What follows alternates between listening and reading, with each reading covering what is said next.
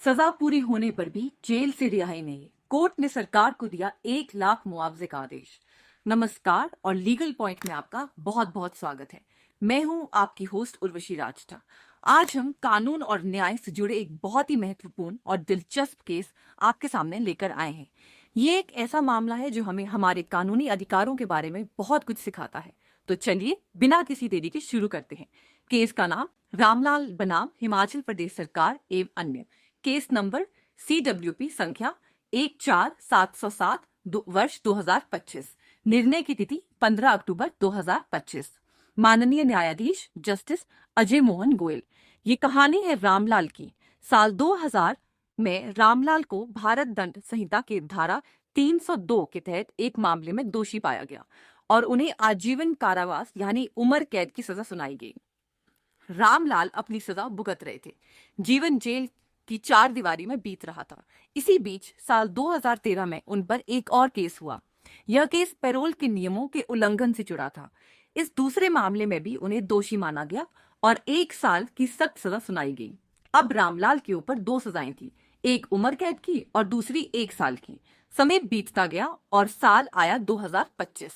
सरकार ने रामलाल के अच्छे आचरण को देखते हुए उनकी उम्र कैद की सजा को समय से पहले समाप्त करने का और उन्हें रिहा करने का आदेश दिया।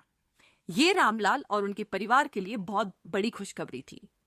25 साल के लंबे इंतजार के बाद आजादी की किरण दिखाई दी।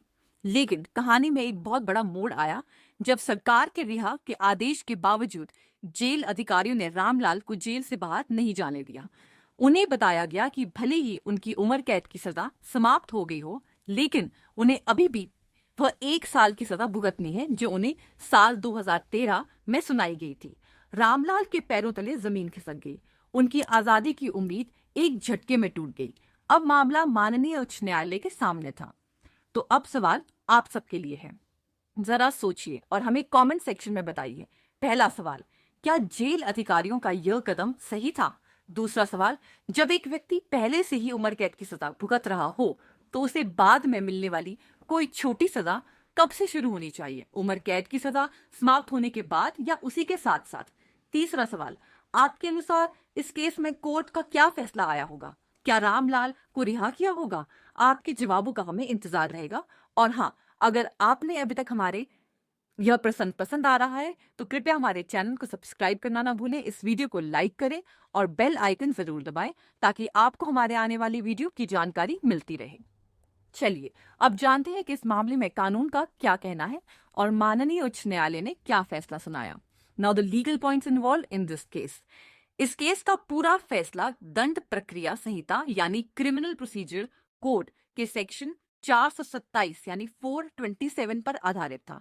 पहला कानूनी बिंदु, सेक्शन 427 का सब सेक्शन 2 यह साफ कहता है कि अगर कोई व्यक्ति पहले से ही आजीवन कारावास यानी उम्र कैद की सजा भुगत रहा है और उसे बाद में किसी दूसरे अपराध के लिए कोई और सजा, चाहे वो कुछ साल की ही हो या उम्र कैद, सुनाई जाती है तो वह बाद वाली सजा पिछली सजा के साथ साथ यानी कंकरेंटली चलेगी, उसके बाद नहीं।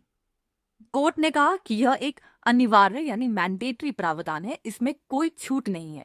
दूसरा कानूनी बिंदु, सरकार के वकील ने दलील दी कि पैरोल तोड़ने की सजा मुख्य सजा के अतिरिक्त यानी इन एडिशन है, इसीलिए उसे अलग से भुगतना होगा। लेकिन कोर्ट ने इस दलील को नहीं माना। कोर्ट ने स्पष्ट किया कि अतिरिक्त शब्द का मतलब यह नहीं है कि यह सेक्शन 427 के अनिवार्य नियम को बदल देगा। अब आते हैं केस के नतीजे पर। इन कानूनी बिंदुओं के आधार पर माननीय उच्च न्यायालय ने यह फैसला सुनाया। 1, क्योंकि रामलाल को दूसरी सजा 1 साल की तब मिली जब वह पहले से ही उम्र कैद की सजा भुगत रहे थे, इसीलिए कानून के अनुसार उनकी 1 साल की सजा उसी दिन से उम्र कैद के साथ साथ शुरू हो गई थी और साल 2014 में ही पूरी हो चुकी थी।